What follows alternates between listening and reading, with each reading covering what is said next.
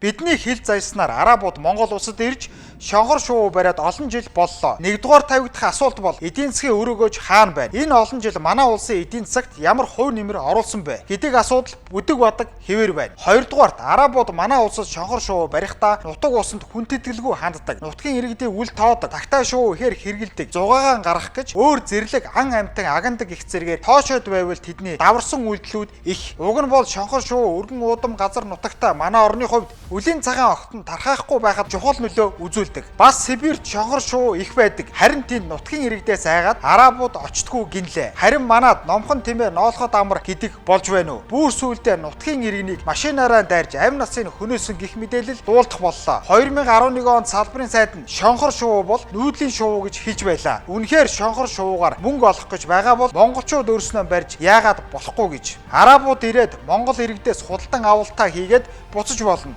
Зарагдаагүй шонхор шувууг байгальд нь эргүүлээд тавина. Ингэж чадвал арабууд хөдөө онгон зэлүүд байгалаар дураараа давхих боломжгүй болно гэсэн үг. Саяхан нэгэн иргэн ди парламентод нийтийн өргөдөл санаачилжээ. Уг өргөдөлтөө шонхор шувуу барих ковод тогтоодог. Засгийн газрын шийдвэрийг хүчингүй болгож цаашид ийм зөвшөөрөл олохгүй байх асуудлыг судалж шийдвэрлэхийг хүсэж энэхүү нийтийн өргөдлийг гаргаж байна гэжээ. Одоогийн байдлаар уг өргөдөлд 14 мянган хүн гарын үсэг зуржээ.